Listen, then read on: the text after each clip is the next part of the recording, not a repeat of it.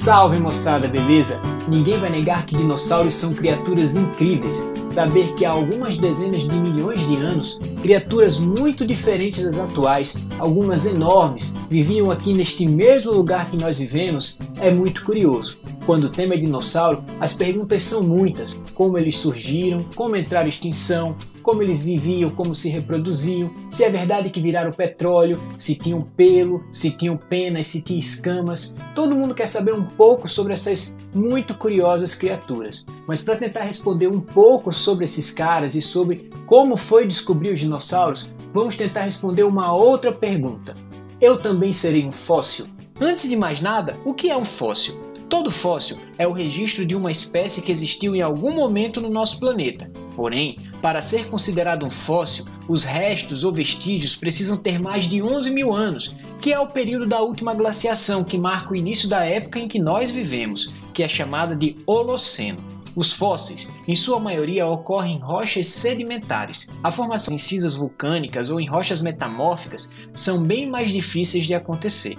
A fossilização de um organismo é a combinação de um conjunto de diversos processos físicos, químicos e biológicos. Por serem mais resistentes, as partes duras dos organismos têm maiores chances de fossilizar. Depois de ter sido enterrado em areia ou lama, ossos, conchas e troncos são gradualmente substituídos por minerais e transformados em rochas que mantêm o formato original da estrutura, formando um fóssil. Naturalmente, quando um organismo morre, suas partes moles entram em processo de decomposição devido à ação de diversos fatores, como os micro-organismos decompositores, mas as partes duras são mais resistentes e ficam mais tempo depositadas nos ambientes até que os processos físico-químicos façam com que elas desapareçam. A fossilização é um fenômeno excepcional que rompe esse processo natural de decomposição dos seres vivos. Apenas uma parcela mínima dos seres vivos que já viveu no nosso planeta deixou alguma pista da sua existência. Então, quais são os fatores que favorecem a fossilização? A ausência de decomposição por micro-organismos, o soterramento rápido, as condições químicas do meio e o modo de vida dos seres vivos são alguns dos fatores que contribuem para a fossilização. O que determinará se um registro fóssil será formado é uma combinação sortuda de todos esses fatores. Vez por outra, em um grande golpe de sorte, algumas partes moles são preservadas. Para que isso ocorra, o ser vivo precisa ter sido soterrado tão rápido que as partes moles não se deteriorem ou sejam comidas por predadores. Um exemplo de preservação de partes moles são os seres vivos preservados em nódulos de âmbar. O âmbar é uma resina vegetal, produzida por plantas. Lembra daquela cena do filme Jurassic Park, em que um mosquito é encontrado preservado dentro do âmbar? A preservação no gelo também é um exemplo de preservação de partes moles, como é o caso de alguns mamutes lanosos que foram encontrados ainda com sua pele, músculos e sangue preservados. As descobertas de fósseis com partes moles preservadas são de grande importância para a compreensão da vida passada no nosso planeta, como, por exemplo, a possibilidade de estudar o conteúdo estomacal do mamute lanoso e dessa forma conhecer mais sobre seus hábitos alimentares, e talvez uma das mais incríveis descobertas sobre os dinossauros, o Archaeopteryx e o Sinosauropteryx, registros em excelente estado de preservação em que foi possível ver a impressão das penas desses animais. Até aqui, nos detemos a um tipo de fóssil, conhecido como restos, ou corpo fóssil, mas existe um outro tipo de fóssil de grande importância para sabermos como foi a vida no nosso planeta em tempos passados, os vestígios. Os vestígios são evidências indiretas do organismo ou de suas atividades que registram a presença, o comportamento ou preservam algo que um organismo produziu. Pegadas, marcas de dente, fezes fossilizadas, ovos e ninhos são exemplos de vestígios que podem ser muito valiosos, pois podem ser registros de como os seres vivos interagiam entre si e com o seu ambiente. Hábitos alimentares, tipos de movimentação, modos de reprodução podem estar contidos nesses registros indiretos dos seres vivos. Cada ser vivo deixa um único corpo para ser fossilizado, mas inúmeros vestígios da sua existência. Mas você já imaginou como foi encontrar os primeiros fósseis antes de termos ideia do nosso planeta ter sido habitada por criaturas que não existem mais? Imagine encontrar ossos do herbívoro Iguanodon ou do carnívoro Megalosaurus. Dois dos primeiros dinossauros dos quais encontramos registros na década de 1820. e combinar essa informação com o que sabíamos à época sobre os seres vivos do planeta. Ou mesmo encontrar conchas de animais marinhos a quilômetros de distância do mar, no alto de montanhas, por exemplo. De fato, as descobertas cada vez mais frequentes de fósseis nos séculos XVIII e XIX fez com que houvesse uma grande mudança na maneira como as pessoas viam a história do planeta e dos seres vivos. Até o Renascimento, o pensamento dominante era do ser humano como centro de todo o universo. O planeta Terra era visto nada mais como um cenário para a existência desses macacos sem pelos que chamamos de Homo sapiens.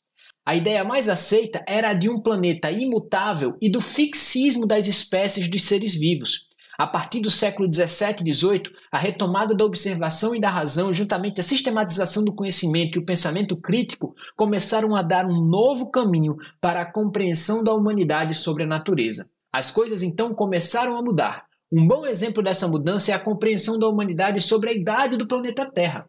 Até o século XVIII, as melhores estimativas da idade do nosso planeta eram baseadas em escritos bíblicos, como fez o arcebispo irlandês James Ussher, que calculou a idade dos personagens bíblicos e chegou a uma estimativa próxima aos 6.000 anos. Em 1800, William Thomson calculou que a Terra tinha se formado havia 20 milhões de anos, baseado na taxa de resfriamento dos corpos, chegando até quando todas as rochas do planeta estavam derretidas.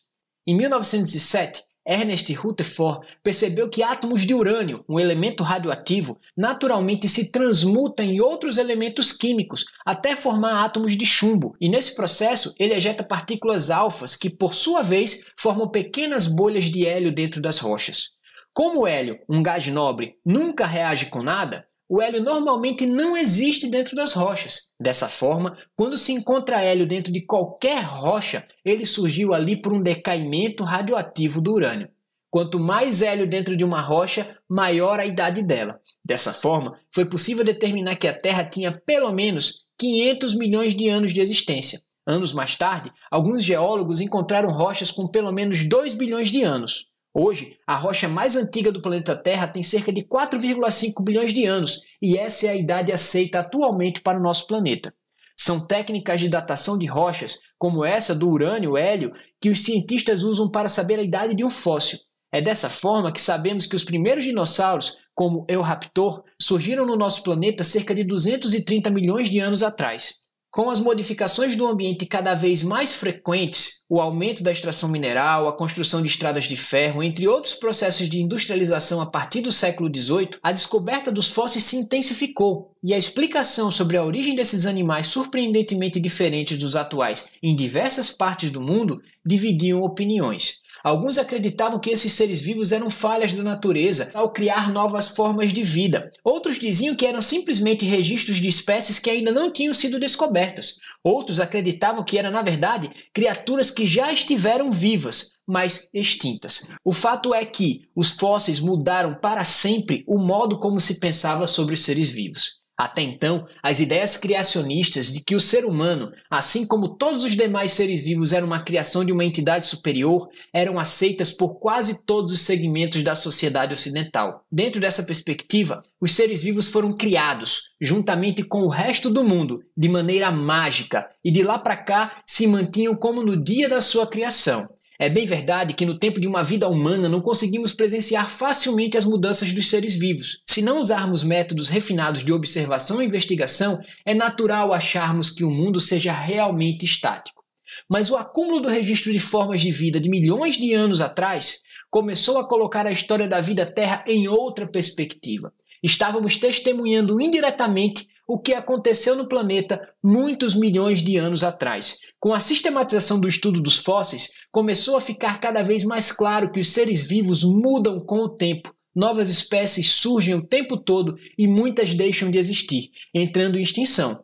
A ideia fixista de que todos os animais eram os mesmos desde uma suposta criação mágica do mundo não se sustentava mais. Hoje existem inúmeros registros que descrevem muito bem os processos evolutivos de diversos grupos de seres vivos, inclusive dos próprios dinossauros, de nós seres humanos, entre muitos outros grupos, mostrando que todos os seres vivos são produtos de uma história de descendência com modificações. Nós voltaremos à evolução dos seres vivos na aula que vem, não se preocupe. Mas e nós? Também viraremos fósseis? Alguns de nós certamente sim. Mas como vimos nesta aula, o normal dos seres vivos é entrar em decomposição por processos biológicos e químicos, sem deixar muitas pistas de sua existência. Entretanto, algumas vezes, num golpe de sorte, com a combinação de diversos fatores, alguns indivíduos deixam suas marcas por muitos milhões de anos. Um exemplo disso é o que aconteceu com a antiga cidade Pompeia, que pertencia ao Império Romano. Uma grande erupção do vulcão Vesúvio no ano 79 do século I provocou uma intensa chuva de cinzas que sepultou completamente a cidade, juntamente com muitos de seus moradores. Esse evento catastrófico nos possibilita hoje uma visão detalhada sobre a vida de uma cidade nos tempos da Roma Antiga. Contudo, não podemos dizer que as pessoas de Pompeia sejam fósseis, pois foram eternizadas apenas 2000 anos atrás, mas certamente permanecerão como estão por muito tempo. E talvez numa próxima época, algumas dezenas de milhares de anos para frente, aquelas espécies que estarão estudando os tempos atuais chamarão as pessoas cobertas por cinzas em Pompeia de fósseis. Nesta semana que estou gravando essa aula, um grupo de pesquisadores publicou a descrição do primeiro fóssil de dinossauro do hemisfério sul com estruturas tegumentares filamentosas preservadas. O fóssil foi achado no Brasil, mais precisamente na formação Crato, na bacia do Araripe, no Ceará, local em que já foram achados dezenas de fósseis com tecidos moles muito bem preservados, mas foi levado para fora do país onde foi descrito. Deram à nova espécie o nome de Ubirajara jubatus. Um dos autores, inclusive, está proibido de entrar no Brasil por traficar fósseis para fora do país. Em 2015, ele era um dos autores que publicaram a descrição de um fóssil brasileiro de uma suposta serpente com 4 patas. Mais uma vez, nenhum dos autores da publicação é brasileiro ou pertence a alguma instituição brasileira, como preconiza nossa lei. Independente dos valores éticos dos pesquisadores envolvidos na publicação, a nova espécie é um dinossauro terópoda compsognato, que já foi retratado nos filmes Jurassic Park como uma mistura de calango com galinha depenada. Mas agora ganha uma nova interpretação, provavelmente usando os filamentos tegumentares em rituais de corte, como as aves do paraíso. Mas o que a descoberta do Ubirajara jubatus pode nos ensinar? Primeiro que, como falamos nesta aula, a preservação das partes moles, como é o caso das estruturas tegumentares, podem nos informar muito sobre os seres vivos do passado. São verdadeiros golpes de sorte que nos contam muito sobre a história evolutiva dos seres vivos. Podemos ainda perceber que a compreensão que temos sobre o passado do nosso planeta está sendo atualizada a todo momento. Além disso, dá para retomarmos aquilo que vimos na aula, Quem Faz Ciência. A história da descrição Ubirajara jubatus nos mostra mais uma vez que o mundo científico é feito por pessoas, com suas virtudes e defeitos, e com toda a estrutura social exercendo um grande papel no caminho das descobertas científicas. Para a elaboração do roteiro da aula de hoje, eu tive a ajuda da Cíntia Ramos e do João Matheus, concluintes do curso de licenciatura em Biologia da UFRN. Quero aqui agradecer também ao meu amigo biólogo Pedro de Moraes, que contribuiu com as informações sobre o Ubirajara jubatus. Hoje nós vamos ficando por aqui. Como material suplementar, eu indico um livro incrível do Steve Brusatte chamado Ascensão e Queda dos Dinossauros, que conta bastante sobre a história desses seres vivos incríveis que vale a pena dar uma conferida. Também como material suplementar eu vou indicar uma outra aula aqui deste canal chamada De Onde Viemos. Lá eu conto um pouco também sobre os mecanismos da evolução, mas voltado mais para nós, seres humanos.